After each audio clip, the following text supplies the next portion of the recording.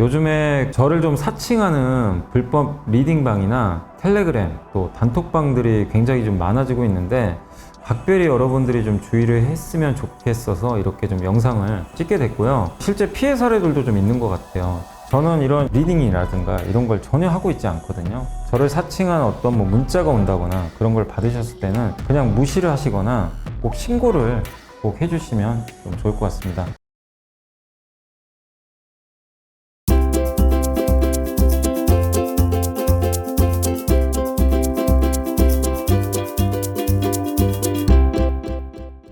네, 안녕하십니까.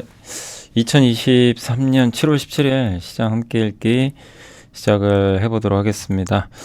자, 오늘 이제 해드릴 내용부터 좀 먼저 말씀을 드릴게요. 그 전략의 셈이라 그래서 이제 시황 보고서고, 그 반도체 이제 DDR5 말고 DDR4도 가격이 오르고 있고요. 자동차 반값 고성능 전기차, 이번에 아이오닉 5N이라고 공개가 됐는데 그 관련된 내용이고요. 그 다음에 이제 종합상사, 그 다음에 은행주, 배당 매력 크다. 그 다음에 정유주 제가 읽어보니까 요새 많은 애널리스트 분들이 정유주를 다 좋게 보고 계세요. 좀 바뀌고 있어요. 근데 주가는 안 가죠. 근데 보통 그러면 또 결국엔 그 의견대로 오르는 경우들이 있어서 사실 정유주도 잃을 게 없잖아요. 워낙 많이 빠져서. 코스맥스, 한국금융지주, 삼성전기, 현대코퍼레이션, 한국카본, 그 다음에 이제 이그전, 원자재, 저희 최진영 연구원님, 그 다음에 허재현 연구원님 있으신 이제 경기 관련된 자료까지 해서 오늘 좀 많은데 한번 진행을 해보겠습니다. 일단 이제 요 보고서에서 핵심은 중국이 부양책 쓸 가능성이 좀 높아진 환경으로 바뀌고 있어요. 뭐냐면 인플레가 너무 많으면 부양책 쓰기 되게 어렵거든요. 그러니까 미국이 인플레가 커서 금리 올리는데 중국이 계속 부양책 쓰면 돈 빠져나가겠죠. 예. 그래서 어려운데, 근데 이제 미국 물가가 안정화됐잖아요. 급격히 떨어졌죠. 지금 3%밖에 안 돼요. 그럼 이제 미국이 한 번 올리고 아마 끝날 것 같고, 그러면 지금 미국이 이렇게 금리 인상 중단하면 중국이 부담이 없어져요. 요새 미중 갈등도 조금 해소되려고 서로 만나고 있고, 그러니까 하반기는 이제 우리가 이런 거죠. 이 가정은 틀릴 수 있어요. 그러니까 주식 투자라는 건 항상 가정을 하거든요. 생각을 해봐야 돼요. 저런 뉴스들. 중국이 그동안 부양책 많이 안 쓴 건 사실이고, 경제 안 좋고 실업률 높고 그래서 망가져 있죠. 중국 소비주 한번 움직였다 다 급락해 버렸고 안 되죠. 그러니까 처절하게 지금 버려진 업종들인데 이게 계속 이럴 거냐 이거예요. 그러니까 투자하신 분들은 앞으로의 가을 장세를 좀 생각하면서 중국에서 반전도 한번 고민을 해봐야 됩니다. 이게 아이디어가 자꾸 틀리죠. 될 듯 하면 안 되고. 근데 뭐 영원히 안 되지는 않고요. 근데 지금 분위기는 위안화도 이제 강세로 전환이 되면서 미국 달러 급락했죠. 금리 인상 이제 거의 멈춰가죠.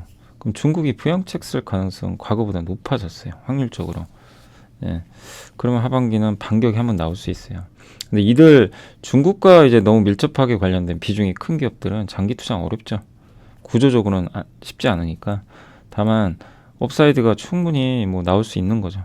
그래서 뭐 예를 들면 한 20% 정도 수익을 목표로 이제 사실 지금은 이 중국 쪽이나 이런 거는 아무도 관심이 없어요. 그죠? 예, 전혀 관심 없고 이런 얘기하면 막 욕 먹고 뭐 2차 전지나 반도체 얘기하면 이제 뭔가 핫한 것 같고 지금 요새 분위기 그렇잖아요.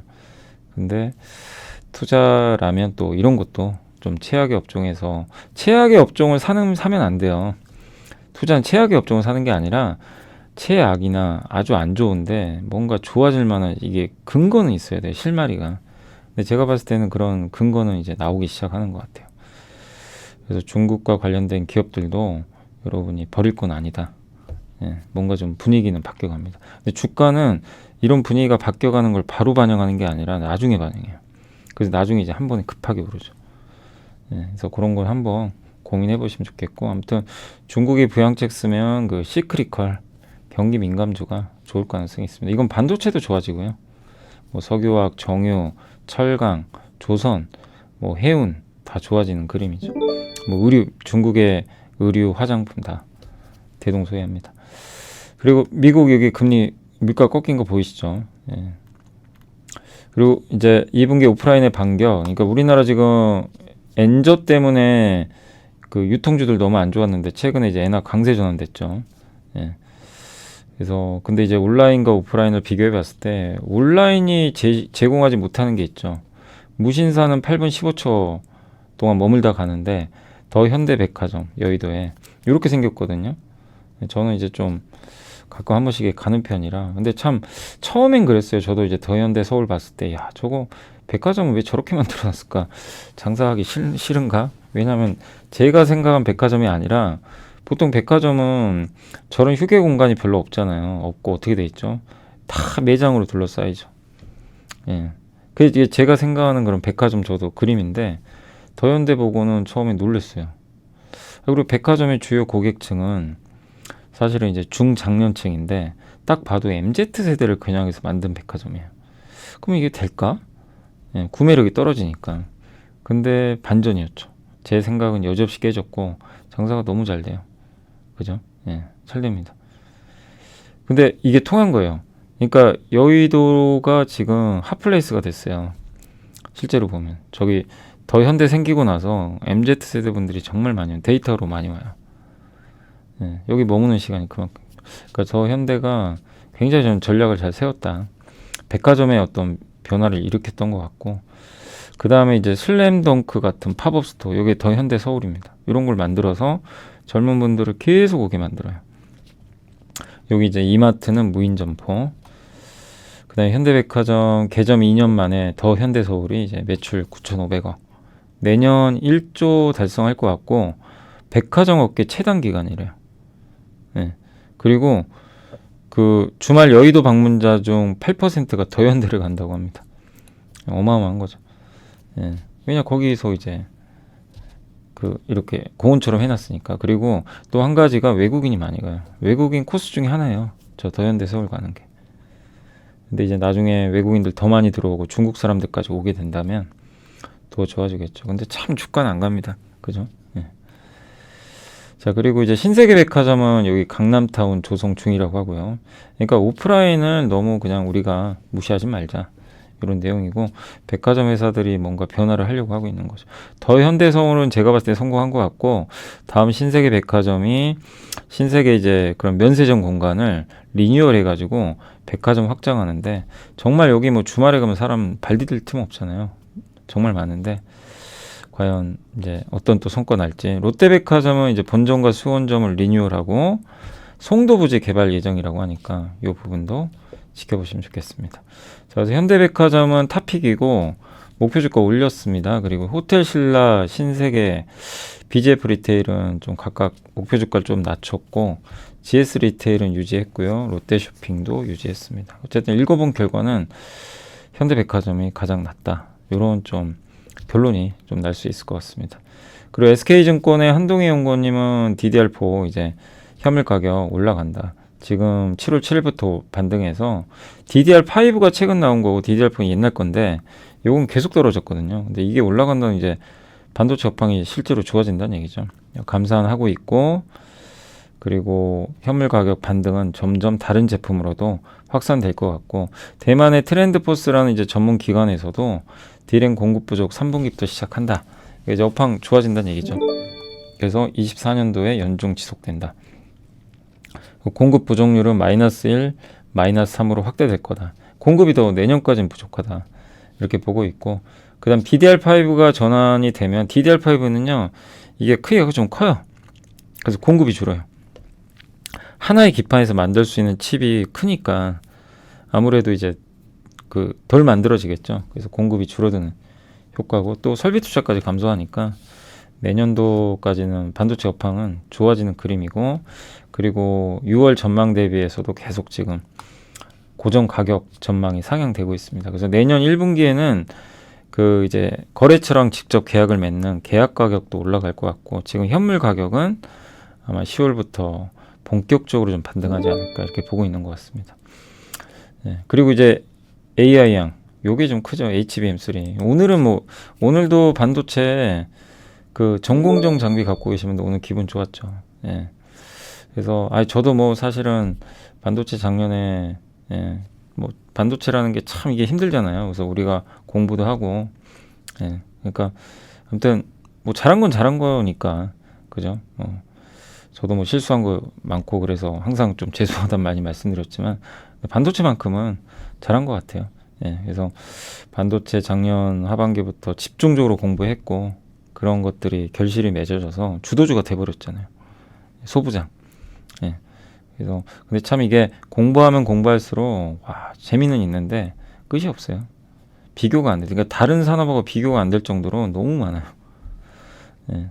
근데 그만큼 종목 선택할 것도 많고. 근데 어쨌든 오늘은 뭐 소외됐던 전공정의 날이었다. 이렇게 그래서 그 좀 소외받았던 분들은 오늘 기분이 좀 좋으셨지 않으실까 이렇게 좀 말씀드리고 싶고, 아무튼 반도체 업종 계속 비중 확대 의견 필요하셨고, 지금 계속 이제 현물 가격이 이렇게 올라옵니다. 점점 바닥은 찍었고요. 그 다음에 6월이 빨간색인데 7월 전망 검은색이 좀 더 올라왔죠. 전망이 좀 올라간다. 그리고 삼성의 이문영 강희진 연구원님은 현대차가 아이오닉 5N을 공개했어요. 그래서 포르쉐 타이칸의 고성능 전기차랑 비교를 하는데, 아니 성능은 더 좋은데 가격은 반값입니다. 이게 뭐가 잘못된 거죠? 누가 잘못한 거예요? 포르쉐 이름값인가요? 예. 그러니까 성능은 거의 비슷하거나 오히려 앞서요. 예. 고성능 전기차 핵심 기술이 구동 모터를 출력 제어하는 인버터에 있다고 합니다. 인버터는 모터를 작동하기 위해서 원래 배터리에는 직류가 들어가는데 이걸 교류로 바꿔줘야 돼요. 그래야 모터가 돌아갑니다. 우리 배웠죠. 그래서 저기 인버터에 그거 들어가잖아요. 전력 반도체 같은 거. 예. 근데 모터 출력을 높이려면 냉각도 해야 되고 열 관리도 해야 되는데, 예. 그래서 열을 좀 잘 컨트롤 해줘야 되고, 그러면 이제 출력이 올라가고, 아이오닉 5N에는 구동 모터 2개 들어간다고 합니다. 그리고 두 번째로 열 관리 잘해야 된다. 배터리 열 관리. 배터리는 60도 이하에서 관리돼야 된다고 합니다. 그래서 이러려면 냉각 성능. 그래서 밑에다가 순행 방식, 냉각 소르게 한대요. 예. 그래서 코나 EV 화재, 그러니까 화재 좀 발생한 후로는 냉각 채널을 이제 모듈과 분리해서 시스템 밑에다 깔아놓는다고 하는데, 근데 물과 배터리가 닿으면 안 되니까 알루미늄으로 차단을 한다고 합니다. 그리고 미국 시장 전기차 분업을 위해서는 두 가지, 가격이나 다양한 라인업이 있어야 된다고 합니다. 근데 전기차 가격은 떨어질 거예요. 이게 떨어져야 대중화돼요. 뭐든 반드시. 예. 가격이 떨어져야 대중화됩니다. 비싸면 대중화 될 수는 없어요. 그러려면 배터리가 제일 비싸잖아요. 예. 근데 배터리 원가에서 원자재 비중. 근데 그거를 뭐 자동차 회사가 어떻게 컨트롤할 수 없으니까, 그러면은 그 나머지에서 가격 인하를 해야 되는데 인건비, 감가상각비, 상각비 이런 것들 줄이는 수밖에 없어요. 근데 현대차 그걸 잘해요. 현대차는 인건비와 상각비 같은 고정비 비중이 낮다고 합니다. 그리고 현대차는 제너시스가 100% 25년부터 전기차 전환하게 되고, 현대모비스는 해외 수주가 늘고 있죠. 그래서 지난주 이제 급등한 이유가 그런 부분 때문이죠. 그래서 유럽의 완성차, 이게 배터리 시스템이죠. 예, 배터리 팩을 이제 조립을 해가지고 모터랑 연결해주는 핵심 장치인데, 요거 이제 유럽의 다른 업체로부터 뭐 아마 1조 원 정도 수주한 것 같고요. 올해는 아마 폭스바겐 유럽 등에도 수주할 것 같고, 또 유럽 여러 완성차 업체와 모터, 제어 시스템 이런 것까지도 협의 중에 있다고 합니다. 그러니까 계속 좋은 결과 나왔으면 좋겠고, 현대차 이게 아이오닉 5N이고요. 이게 기아 EV6 GT, 이게 고성능 모델입니다. 근데 보면 포르쉐 타이칸과 경쟁을 하는, 그러니까 이제 어떻게 보면은 경쟁하는 모델이라고 하는데, 물론 당연히 포르쉐 브랜드랑은 비빌 수가 없죠. 이건 뭐 냉정한 현실이지만, 예, 근데 성능만 보자고요. 가격은 반값인데 주행거리는 비슷해요. 근데 물론 포르쉐 타이칸이 더 앞섭니다. 근데 60이 보면 이게 뭐죠? 예, 예, 그러니까 60m겠죠. 예, 60m까지 가는 그 이제 몇 초에 가느냐, 아마 그걸 나타내는 것 같은데, 이게 포르쉐 타이칸이 4.3초, 그 다음에 아이오닉 5가 3.4초 더 빠르죠. 그리고 모터 최고 출력이, 예, 아이오닉 5가 압도적으로 높죠. 478. 최고 속도도 더 높아요. 배터리 용량도 더 크고. 그러니까 모든 면에서, 많은 면에서 아이오닉이 앞서는 거죠. 가격은 반밖에 안 되는데. 그만큼 잘 만든 것 같고요. 또 고정비 비중이 이렇게 낮습니다. 인건비, 요 위에는 감가상각비입니다. 현대모비스 수준 늘어나고. 예.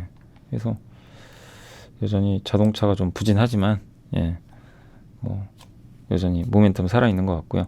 다 그리고 이제 유진의 황성현, 양승현, 이유진 연구원이 산업재 이건 상사 우리 종합상사 하인한 연구원님 때문에 공부 정말 많이 했잖아요. 그죠? 우리 많이 했죠. 예, 덕분에 항상 하인한 연구원님 너무 감사드리고 예. 그러니까 제가 이제 말씀드리고 싶은 거는 뭐냐면 우리가 사실 이게 특히 전업 투자자분이나 뭐 진짜 나는 뭐 하루 종일 이것만 볼 수 있다. 주식 뭐 보고서 보고 이런 분들은 시간이 좀 있는 분들은 그냥 직접 하시면 돼요. 막 내가 찾아가지고 탐방도 가시고 하면 되는데 아시겠지만 직장인분들은 시간이 없잖아요. 회사 일도 해야 되고. 근데 그런 관점에선 저는 어쨌든 그 시간을 줄여줄 수 있는 거는 활용해야 된다고 생각합니다. 직장인분들이 어떻게 이거 하루 종일 다 읽고 앉았겠어요? 이거 어떻게 다 읽으실 수 있어요? 집에 돌아와서 어떻게 읽어요? 그러니까 피터 케이님 같은 분은 정말 별난 분이죠. 예, 그만큼 그렇게 또 하셨으니까 성공하신 거고 예, 직장인인데도 다 읽거든요. 근데 다 그렇게 하라고는 말씀 못 드릴 것 같고 예, 그런 의지는 있어야 되겠죠. 근데 이 많은 거 중에서 어쨌든 제 방송을 보시고 사실 어떻게 보면 이것도 여러분의 시간을 제가 줄여드리는 거잖아요. 이 중에서 여러분이 괜찮은 아이디어 몇 개만 딱 추려가지고 그것만 공부하면 돼요. 나는 뭘 받아들일까?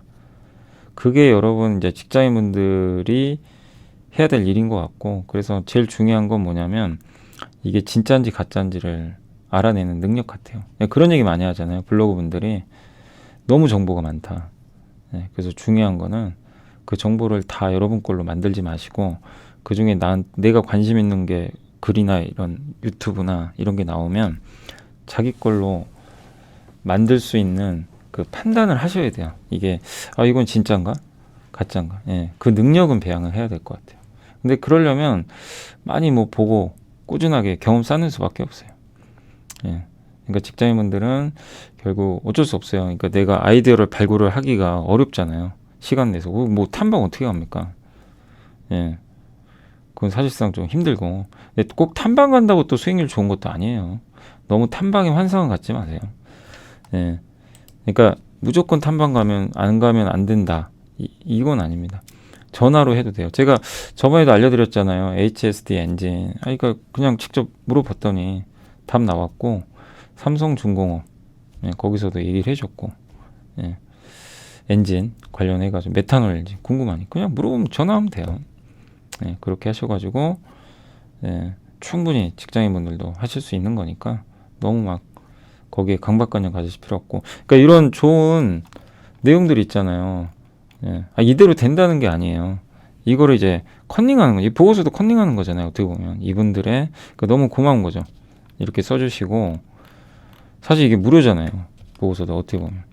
그래서 막 유료화한다는 얘기도 많이 있긴 한데 이 무료 상태로 돼야 개인 투자원들한테 참 좋거든요. 그러니까 제발 여러분들도 막 요즘에 일각에서 뭐 그런 얘기도 나오잖아요. 뭐 증권사 보고서 못 믿겠다. 물론 100% 믿을 수 없을 수도 있어요. 예, 진짜. 근데 활용은 해야 되는 것 같아요. 예, 그러니까 이런 산업 보고서나 이런 것들을 활용만 잘하면 정말 엄청난 보물창고거든요. 예, 근데 그거를 판별하는 능력을 키워야 될 것 같습니다. 계속.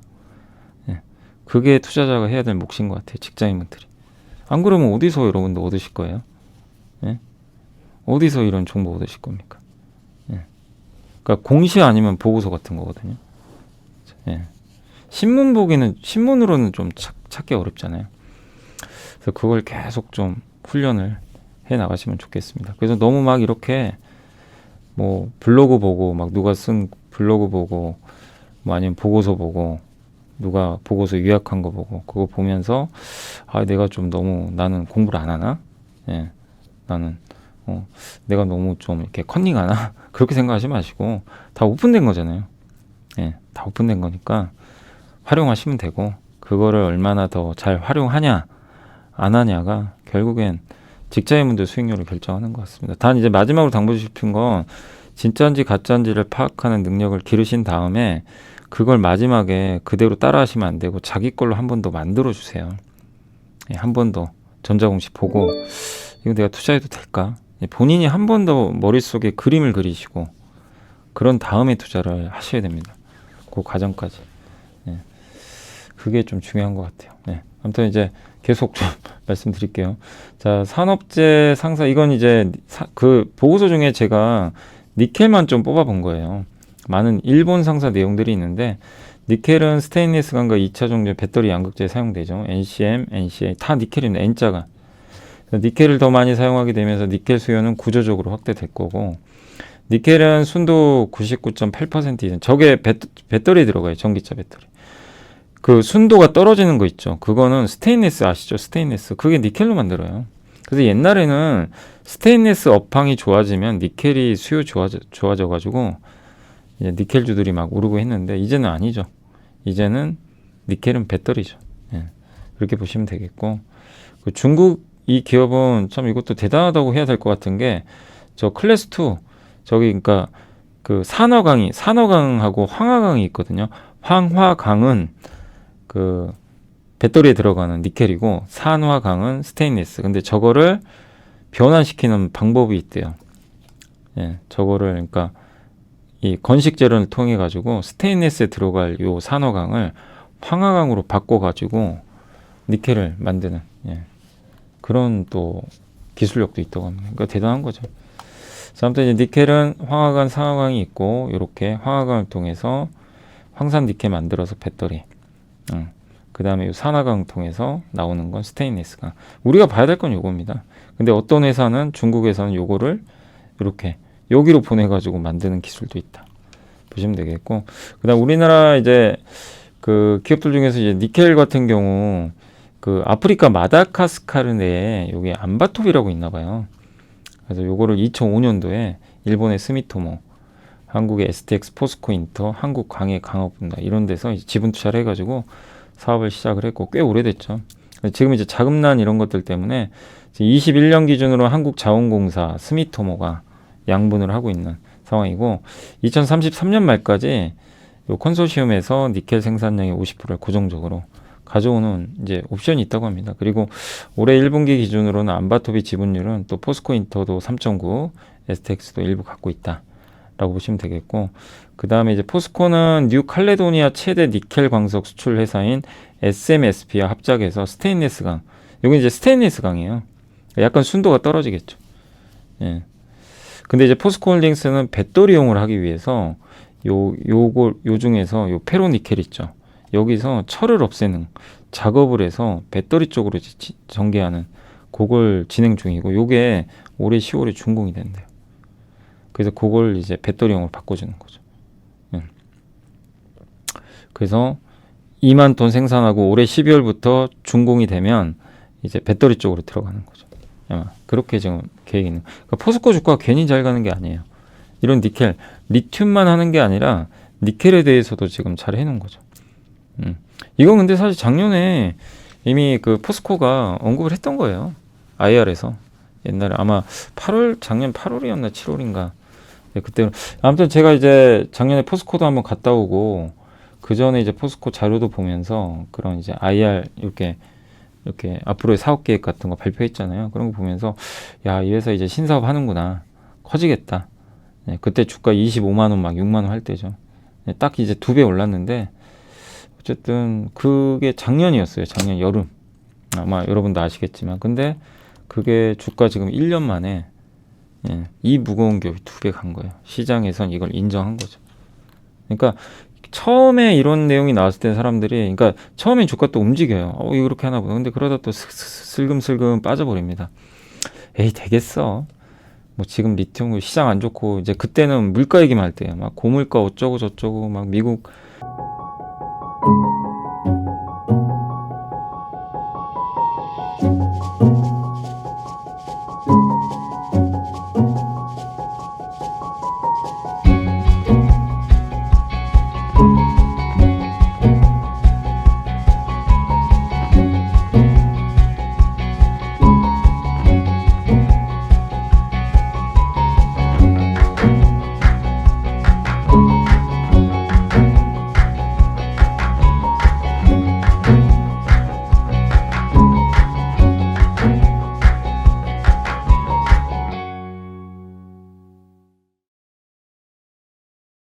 경기 침체 온다 안 온다 막 매크로 얘기만 할 때입니다. 그때는. 그러니까 포스코의 이런 변화를 저도 알고 여러분도 알고 있었어요. 저도 그때 포스코가 변하는구나. 왜냐 그런 내용들을 보면서. 예. 근데 주가는 당장 안 가죠. 그 사람들은 그때는 다 매크로 관심만 있으니까 포스코의 이런 변화 알면서도 무시하고 그냥 방치했던 거죠. 어떻게 보면. 근데 1년 후에는 뭐 어마어마한 변화가 생긴 거죠. 근데 주가는 어쨌든 이런 이제 그래서 우리가 항상 이런 변화를 눈치를 채야 돼요. 그래서 공시 보고 사업 계획 발표하는 거 놓치면 안 되고 어떤 변화들이 있는지를 계속 끊임없이 추적을 하는 거예요. 그러면서 변화가 생기는 변곡점들이 진짜 보이거든요. 그럴 때 관심 없을 때 투자해놓고 기다리면 굉장한 성과를 얻어요. 사실. 근데 많은 분들은 나중에 살았죠. 근데 사실 나중에 사도 수익 나는 경우 많아요. 늦게라도 해도.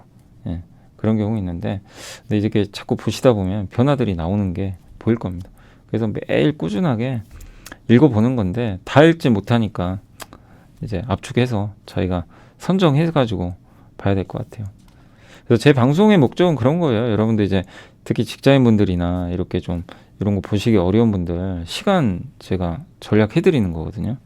예, 해드리는 거고 그러면서 여러분들이 그걸 여러분 걸로 잘 판단해서 만들어야 됩니다. 이제 마지막은 여러분이 하셔야 되는 거고 그렇게 좀 하시면 좋을 것 같고 아무튼 이제 포스코홀딩스의 니켈 확보 계획이고 요거는 이제 LNG 쪽이죠. 근데 러시아가 LNG 끊어버리니까 어쩔 수 없이 뭐 미국에서 받아야죠. 그러니까 LNG 시장도 커질 수밖에 없는 것 같습니다. 그리고 이제 은행 업종인데 은행주는 이제 정리해드리면 일단 쌉니다. PBR 이게 뭡니까? 예, 그냥 뭐 망하는 수준이에요. 그냥 이게 아니 PBR 0.3배가 뭐예요? 은행 망하나요? 근데 아무런 관심도 없고 인정도 안 받고 새마을금고 터지고 더 빠져버렸죠. 근데 실제는 이게 핵심이에요. 너무 우려가 과하게 많은데. 그러니까 이걸 보면서 우리가 그냥 신문 기사로만 볼 게 아니라 데이터를 보는 거예요. 진짜 은행이 위험한가? 근데 확인해 보니까 안 위험해요. 전혀. 예, 위험하진 않아요. 근데 물론 위험해질 수는 있어요. 나중에. 예, 뭐 연체율 올라가고 그러면. 그거는 근데 그러면 앞으로 언젠간 이렇게 되니까 하지 말자. 이러면 영원히 뭐 투자할 게 뭐가 있겠어요. 근데 지금 팩트는 현재까지 위험한 건 없어요. 특별히. 실업률도 낮고. 예. 그리고 오히려 가계가 디레버리징, 부채 갚으면서 순자산 증가율보다 그러니까 이 소득 증가율보다 부채 증가율이 떨어졌어요. 지금 오히려 부채 줄이고 있어요, 실제. 오히려 건전해지고 있는 거죠. 부동산 PF도 물론 우리 염두에 둬야 되지만 은행은 걱정할 게 없는 게 연체율이 거의 없어요. 예. 그래서 지주사 쪽에 투자하는 건 크게 뭐 저런 PF 문제는 없다. 그리고 주가 하락으로 좀 배당 수익률만 상승했죠, 오히려. 그래서 보면 하나 우리금융 기업은행이 그러니까 이건 진짜 이게 팩트잖아요. 실적만 안 나쁘면 10% 배당 받는 거예요. 예, 이 중에 중간 배당 이런 건 제해야 됩니다. 그럼 빼야 되겠죠. 그래서 한번 여러분들도 은행주도 고민을 해보시고 안 가면 배당 받고 만약에 연말에 또 고배당주로 인식돼서 주가가 지금 이거보다 더 한 10에서 20% 오르면 그냥 정리하면 되겠죠. 은행주는 장기 투자하는 건 아니고 적절하게 이제 배당 목적으로 들어가셔서 트레이딩 하셔야 돼요. 예, 또 1년에 한두 번은 급등해요. 그리고 다시 오는지 아시죠? 어떤 사이클인지. 예, 그게 이제 은행주 투자 가장 좋은 방법인 것 같습니다. 근데 지금은 투자하기는 굉장히 유리하죠. 예, 유리한 위치죠. 주가도 싸고 배당도 많이 주고 리스크도 크지 않고. 예. PF 여기 은행 PF 연체율입니다. 없어요 거의. 예.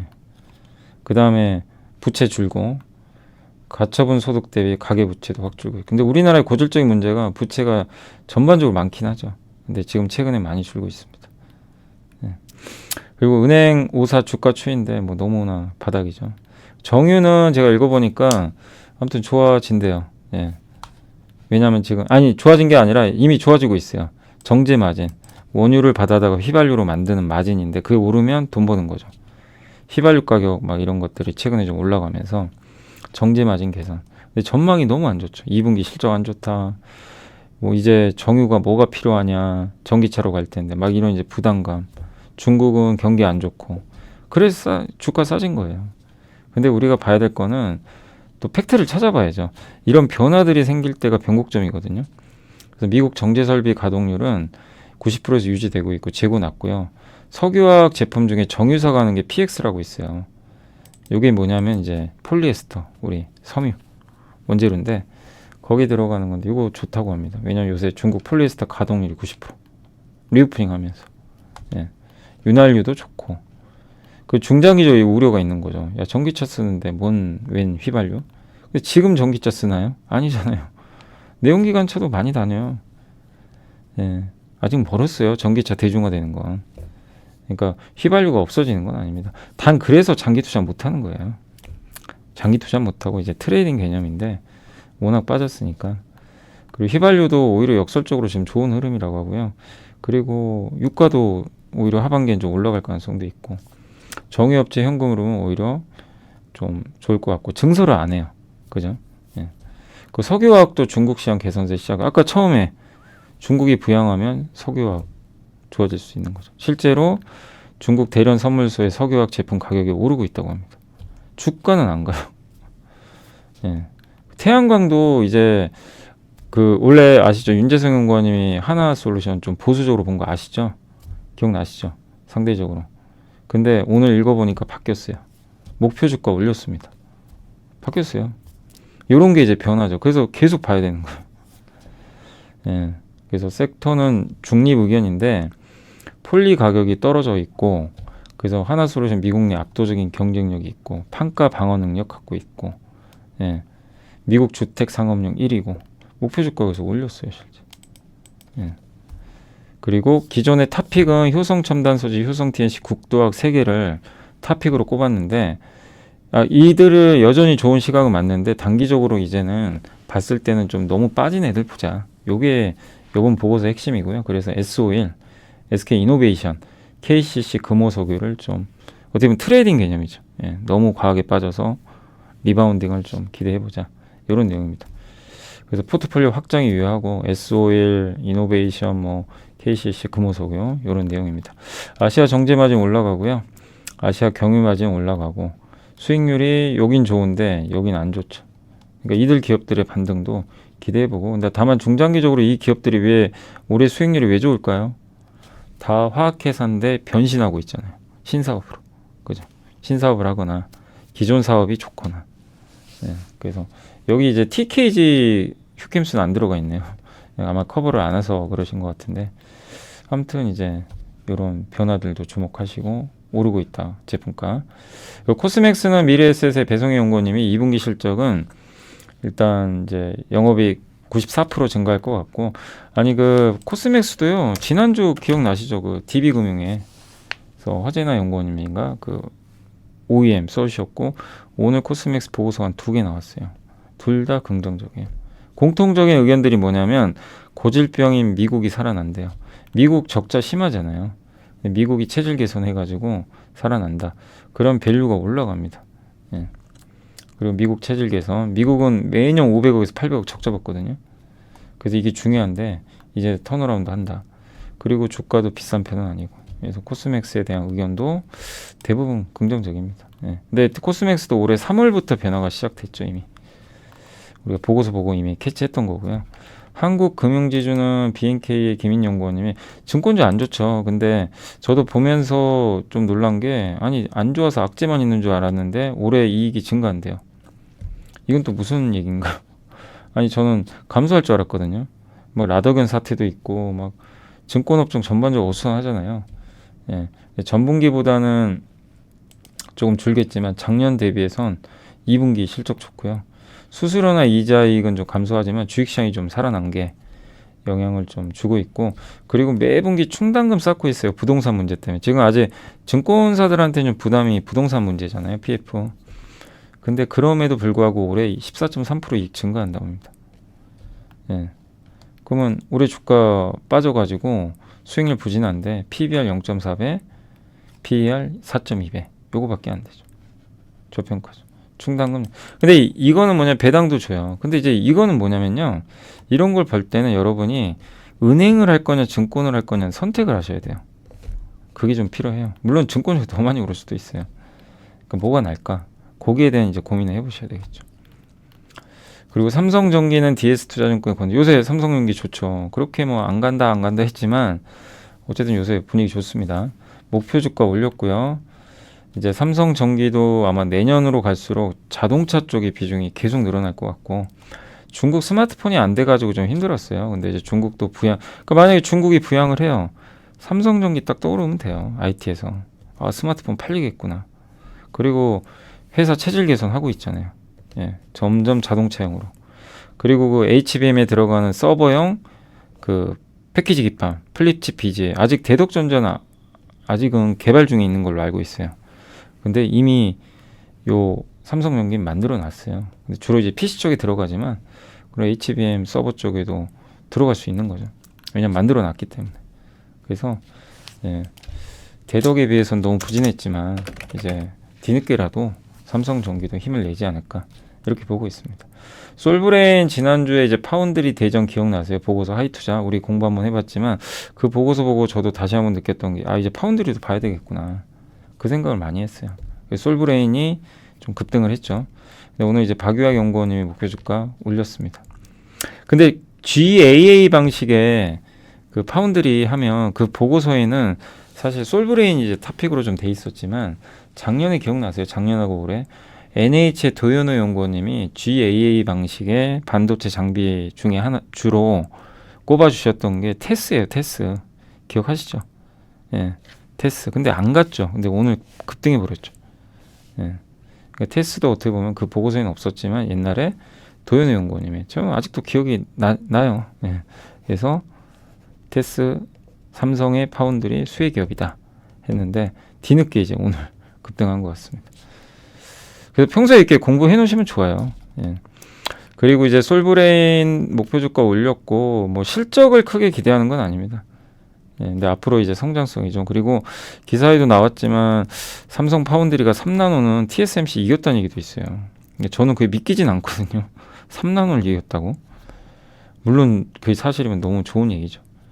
예, 삼성의 반격이 시작되니까. 근데 진짜인지는 확인할 방법은 없습니다. 왜냐하면 그 수율은 안 알려줘요. 그냥 외부에 이렇게 루머만 나오는데 뭐 기사를 한번 믿어봐야죠. 네, 그러길 바라고. 근데 이럴수록 삼성은 더 투자하겠죠. 파운드리. 그래서 우리가 너무 HBM만 볼 필요는 없어요. 그냥 모두 다 HBM 하고 있어요. 근데 물론 빅사이클이지만 HBM 말고도 봐야죠. 네, 파운드리 전공정 오늘은 그 전공정 갔잖아요. 네, 그러니까 지난주에도 전공정도 계속 소외받지는 않을 거다라고 이제 말씀을 드렸던 게 어차피 후공정 가고 이게 돌거든요. 근데 오늘은 정말 다행히 전공정도 좋았던 것 같습니다. 특히 오늘은 그 유니셈이 많이 갔죠. 유니셈이 기억하실지 모르겠는데 하나머티리얼즈랑 수혜주예요. 비슷하게. 어떤 수혜주냐면 그 건식 식각, 유전체 식각 기억나세요? 유전체 식각에 도쿄 일렉트론의 장비를 삼성이 채택할 것 같다. 그러면 그 수혜받는 기업이 도쿄 일렉트론 지분 그 도쿄 일렉트론이 대주주로 있는 하나머티리얼즈 식각 부품 그거랑 유니셈이다. 이게 보고서에 나와 있었죠. 근데 안 가더라고요. 유니셈. 이제 오늘 폭등해 버렸습니다. 그리고 이제 멀티플 상향 근거는 이제 어쨌든 이제 메모리 여팡도 개선될 것 같고 그래서 여기 키움에서는 탑픽을 솔브레인으로 제시를 했습니다. 그래서 아무튼 주가도 그렇게 비싼 편은 아니죠. 예. 현대코퍼레이션은 굉장히 저평가된 상사주죠. 그래서 목표 주가 상향 조정했고 기대 이상의 실적 전망 나왔고 승용 부품 있죠. 그러니까 자동차용 부품. 요거를 많이 수출하는 것 같더라고요. 그래서 우즈벡, 카자흐스탄, 북아프리카 이런데 수요 좋고 2분기 기준으로 영업이익률도 올라가고 철강은 업황 안 좋은데도 거래 증가했고 그다음에 에너지 부분도 정상화되고 있고 예, 그래서 시장 기대를 크게 상회하는 실적 내고 있고 퍼 3.6배밖에 안 돼요. 그래서 매력 있다. 그리고 예멘에 LNG 그 시설이 있는데 내전 때문에 가동이 중단됐어요. 근데 그거 가동되면 또 플러스 알파로 좋아지겠죠. 그래서 보시고 정말 저평가돼 있죠. 3.8배. 내년에 이익이 좀 감소해서 5.6배입니다. 그래도 그냥 싼 건 맞아요. 예. 그리고 승용 부품. 예. 그리고 철강하고 승용 부품이 중요한데 이 둘 다 지금 분위기는 괜찮은 것 같습니다. 한국카본은 지난주 금요일에 보여드렸죠. 그 합병했다고 호재라고. 근데 이제 실제 다울투자의 최강식 연구원이 보고서 오늘 써주셨고 목표 주가 올렸습니다. 19,000원으로. 신소재랑 합병 발표했고 이거 한번 말씀드린 거죠. 주식 수는 18.1% 증가했고 주당 순이익은 43% 증가한다. 근데 요거 이제 그 최강식 연구원님이 이제 오늘 보고서에 좀 담아주셨고 아무튼 비상장사, 상장사 사이의 이익 배분. 그러니까 비상장사거든요. 신소재는. 요게 요 회사가 한국화본에 납품해요. 유리섬유. 그거 가지고 만들죠. 한국화본이. 근데 그런 이제 오해를 없앨 수 있고 이제 합병을 하게 되니까.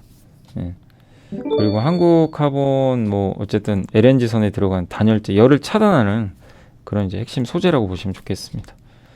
한국 신소재 매출의 49%가 조선으로 가요. 조선 쪽이에요.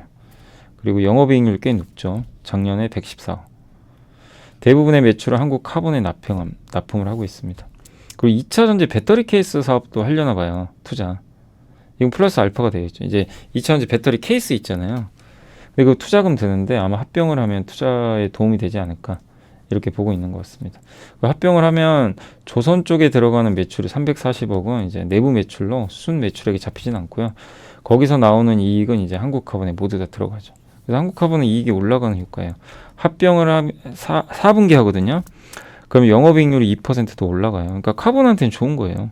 주식수 증가를 뛰어넘는 실적을 내는 거죠. 그리고 핵심 원자재 가격 떨어지고 있고.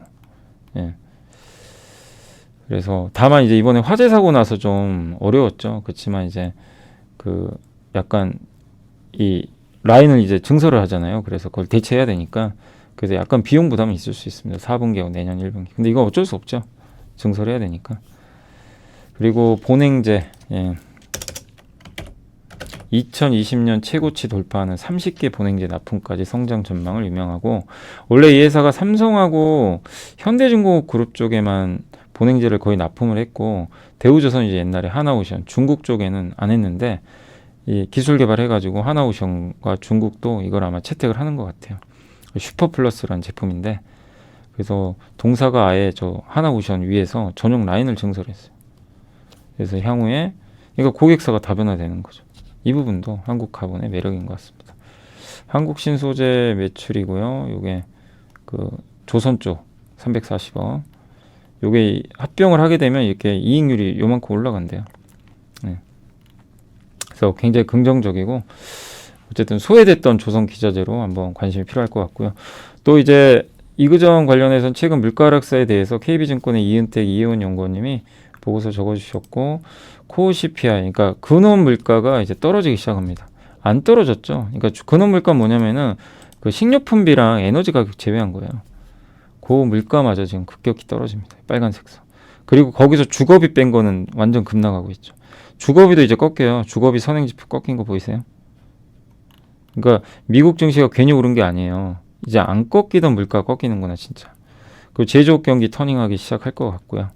그러니까 경기 선행지수 돌렸고 제조업 지수도 돌아가기 시작할 것 같습니다. 너무 지금 안 좋긴 하지만 그러니까 미국은 제조업이 침체인데 그리고 금융장세로 주가 먼저 올랐다가 이제 실적장세, 주당 순이익 증가율이 올라갑니다. 그래서 이제 실적장세 기대해보자라는 내용이고요. 자, 원자재 쪽에서는 아까 정유랑 연결되는 게 정유주를 저도 이제 이거 보면서 좀 긍정적이겠다 이렇게 보는 이유가 저희 당사에서 나왔지만 이제 감산 들어가요. 사우디 러시아가. 그 일시적으로 원유 수출이 제한될 수 있어요. 냉방 시즌이랑 중동이 좀 더우니까 원유 이용해서 에어컨 돌리거든요. 그래서 조금 원유 수출이 제한되면서 어쨌든 이제 공급이 좀 축소될 수 있죠. 이 부분도 국제유가 반등에 일조할 것 같고 근데 유가가 급등하기는 어려운 게 수요가 아직은 부족해요. 근데 연말까지 가면서는 조금씩 나아질 수 있다고 보는 게 왜냐하면 원자재 가격이 선행하는 게 반도체 지수랑 OECD 경기 확산 지수인데 모두 다 올라갑니다. 경기 선행 지수 이미 터닝. 미국 경기도 조금씩 살아날 것 같고 그 다음에 환율 측면에서도 비미국이 상대적으로 강하다는 거. 달러가 약해지면 비미국이 좋다는 얘기예요. 그럼 원자재가 보통 올라갔어요. 그리고 6월 달에 감산 조치 들어갔고 그래서 석유 수급 좋아질 것 같고 오히려 그 지난해 하반기에 유가가 떨어졌는데 그거는 공급이 아니라 수요가 안 좋았던 거죠. 그 제조업 PMI가 바닥이고 돌리는데 이 상황에서 유가가 급락한다? 그건 가능성 높지 않다는 겁니다. 60에서 90달러 보는데 연말이나 이제 하반기 갈수록 올라간다.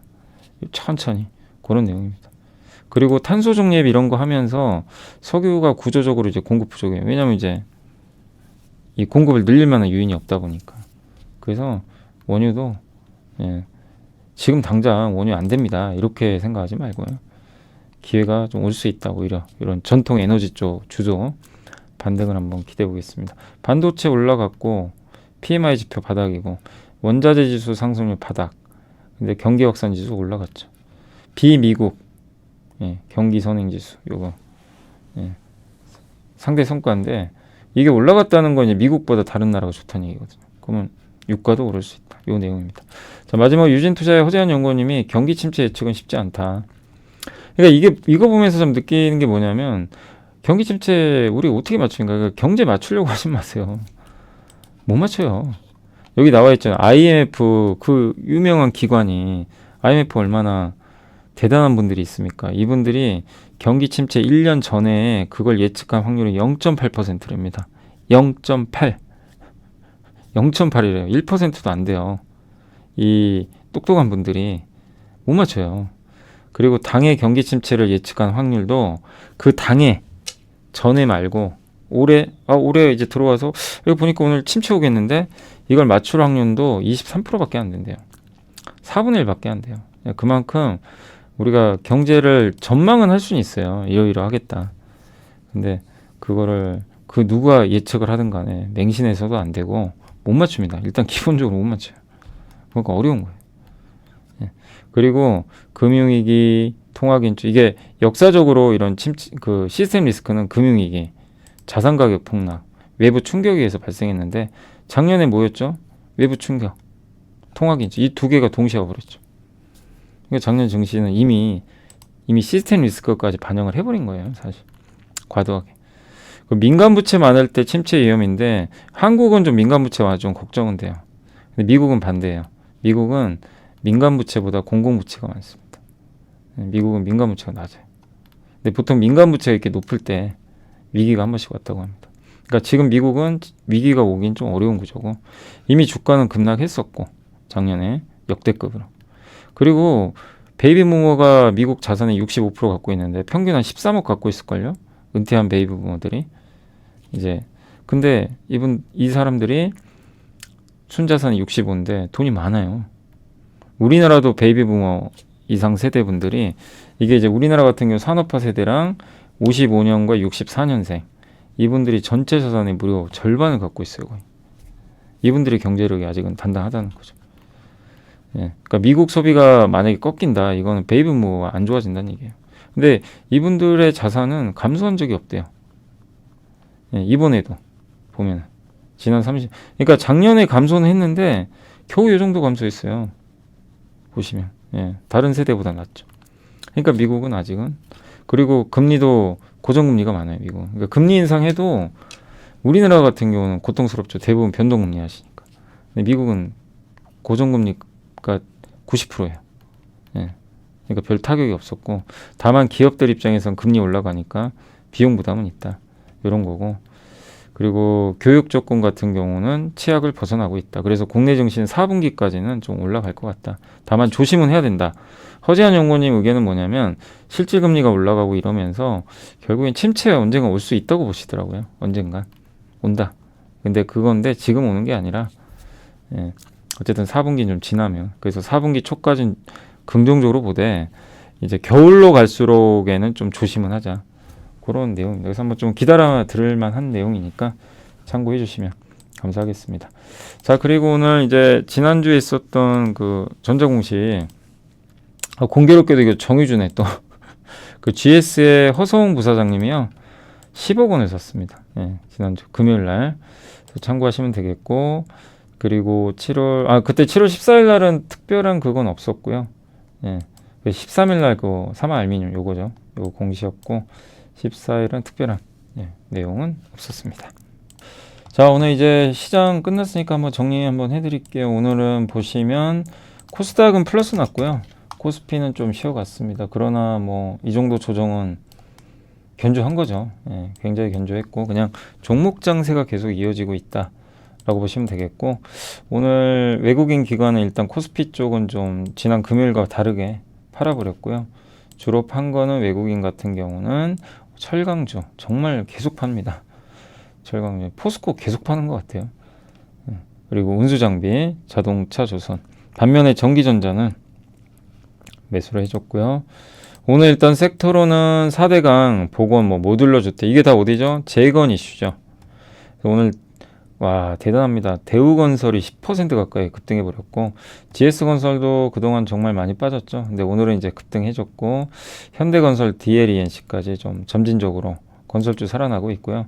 그 다음에 오늘 낸드 쪽에서, 사실 테스는 낸드로 갔다기보다는 파운드리 쪽으로 좀 봐야 되겠죠. 그래서 오늘 11%. 사실 이게 너무 부진했잖아요. 남들 막 HBM에서 가는데 테스는 뭐 반도체 아닌가 할 정도였는데, 근데 오늘 한번 화끈하게 좀 올라줬고, 그러니까 전공정이죠. PSK. 그리고 정말 안 가던 그 우리 뭐죠? 인프라 한양ENG 7% 오른 건 거의 처음 보는 것 같습니다. 전공정 유진테크, K시텍, 테크잉은 후공정이고요. 예, 그래서 오늘 전체적으로는 전공정주들이 다 급등했고, 그 다음에 로봇 관련주 급등했고, 아 그리고 좀 안타까운 일들이 좀 많이 있었죠. 그 오송 쪽도 그렇고 참 그런 좀 이제 피해가 좀 없어야 되는데, 이제 워낙 비가 많이 와가지고, 근데 또 비 오니까 이런 좀 약간 관련주들이 급등은 좀 한 것 같고요. 그리고 카메라 모듈 쪽도 오늘 퓨런티어 아시죠? 예, 그래서 퓨런티어도 한참 안 갔어요. 근데 이거 왜 가는지 아세요? 혹시? 오늘 한 판에 갔죠. 예, 이 테슬라 사이버 트럭, 그 수혜주예요. 아마 아시는 분들 알고 계실 거예요.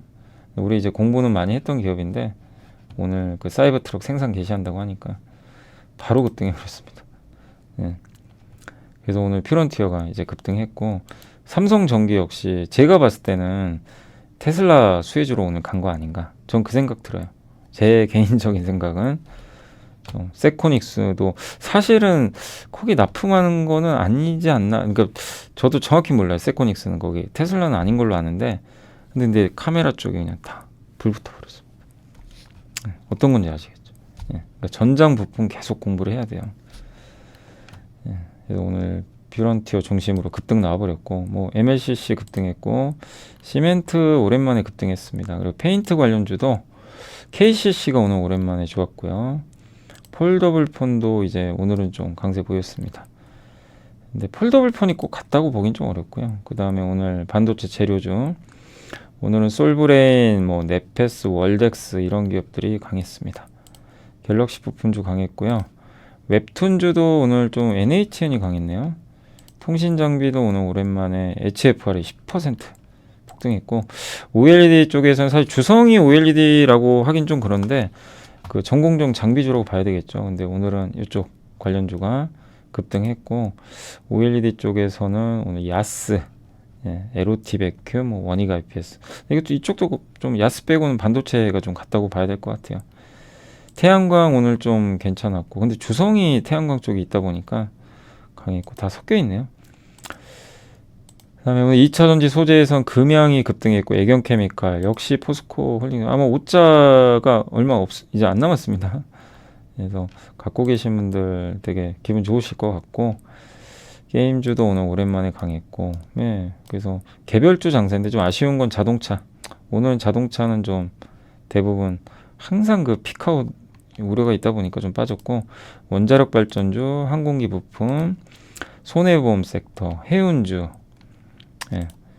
2차 전지 셀업체는 좀 부진했어요. 오늘 삼성 SDI 좀 부진했고, 생명보험사, 통신주, 편의점, 예, 다 좀 부진했고요.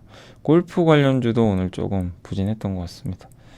의료기기도 오늘은 좀 부진했던 것 같아요. 예, 그동안 또 많이 오른 것도 있다 보니까. 조선주는 오늘 좀 쉬어갔습니다. 한국카본은 좀 올라갔고, 요새 태용 좋죠. 태용은 근데 풍력으로 보셔야 됩니다.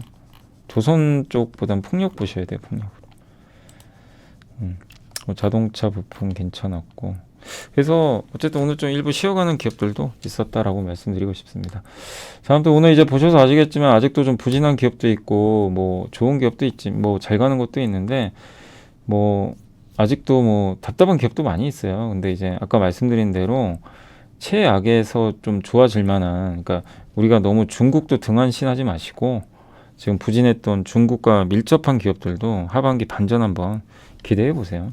물론 그 아이디어가 틀릴 수 있겠지만 여기서 잃을 게 뭐가 있습니까? 어차피 빠질 거 다 빠졌는데, 그죠? 그래서 그런 변화를 항상 주목하셔야 되고, 그래서 우리가 계속 관심 갖고 공부하는 거고요.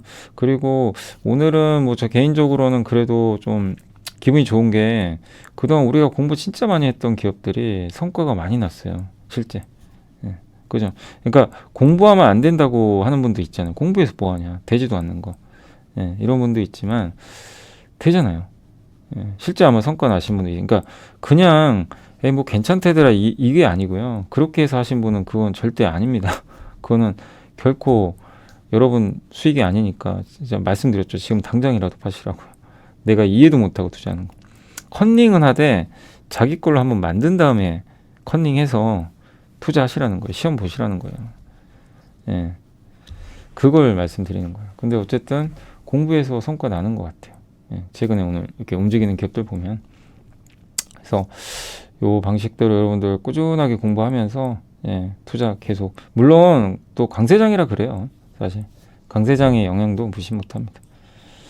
네, 아무튼 이제 계속 더 공부해 주시고 하시면 되겠고, 그리고 제가 전달해 드릴 거는 이번 주 그 목요일은 제가 또 일정이 좀 있어가지고 요번 주 목요일은 조금만 양해해 주세요. 제가 또 한 이제 고등학교 강의 처음인 것 같은데 좀 초청을 좀 받아가지고 네, 네. 어쨌든 하루는 비워야 될 것 같아요. 목요일은. 그래서 목요일날 못한 거는 제가 금요일날 해드릴 테니까, 그래서 이번 주 목요일은 방송 없는 거 좀 양해해 주시면 감사하겠습니다. 자, 오늘 수고하셨고 저는 또 내일 뵙겠습니다. 요새 또 비 많이 오는데 정말 빗길 조심하시고 또 내일 찾아뵙겠습니다. 감사합니다.